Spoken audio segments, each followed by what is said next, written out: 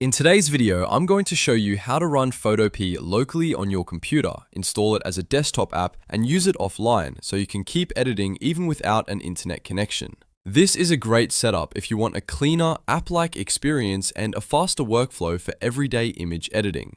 And just to be clear, Photopea already does the heavy lifting on your own computer's CPU and GPU, so your files are not being uploaded to a server while you work. If this video helps you out, make sure to hit like and subscribe for more simple software tutorials. Alright, let's jump right in. First, open your preferred browser. Chrome, Edge, or Brave are the best options for this because they handle progressive web apps really well. Now go to photopea.com. Once Photopea loads, look at the top menu bar inside the app. You'll see an option called More. Click that and then choose Install Photopea from the drop-down menu. Your browser will now show an installation prompt asking if you want to add the app to your device. Go ahead and click Install. Once that's done, Photopea will be installed like a desktop app. Depending on your system, you may see a shortcut on your desktop, in your Applications folder, or in your Start menu. The big advantage here is that when you open it, it launches in its own separate window instead of inside a normal browser tab. That means no distracting address bar, no extra browser clutter, and a much more focused editing experience. Now, let's talk about running Photopea offline. This is where the local app setup becomes really useful. Photopea stores its core files in your browser's local cache, so after you've opened it once while online, it can often load and run without a live internet connection. So before you go offline, make sure you've already visited Photopea at least one time while connected. That step is important because it allows the app files to be saved locally on your machine. After that, disconnect your internet connection. You can turn off Wi-Fi, unplug Ethernet, or use whatever method works best on your device. Then open Photopea again using the desktop shortcut or even by typing photopea.com into your browser if needed.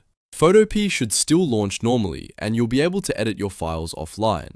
From here, you can work with PSD, PNG, JPG, and other common image files directly from your hard drive. You can drag and drop your files into the editor, make layer changes, adjust selections, use brush tools, apply filters, and keep working just like you would online.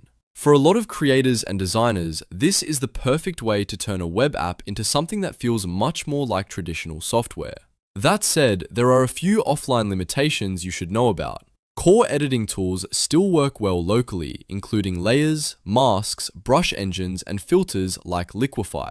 But some features depend on an active internet connection. For example, you won't be able to access premium online fonts unless you've already loaded your own font files from local storage. The cloud-based templates library also won't load while offline. And any AI-powered tools that rely on server processing, such as Magic Replace or text-to-image generation, will need internet access. So the best way to think about Photopea locally is this. Your main editing workflow can absolutely continue offline, but a few online extras will be unavailable until you reconnect. If you mainly need solid photo editing, PSD support, and a lightweight desktop-style experience, this setup is a fantastic option. If you want more tutorials like this, be sure to like the video, subscribe to the channel, and turn on notifications so you don't miss the next walkthrough.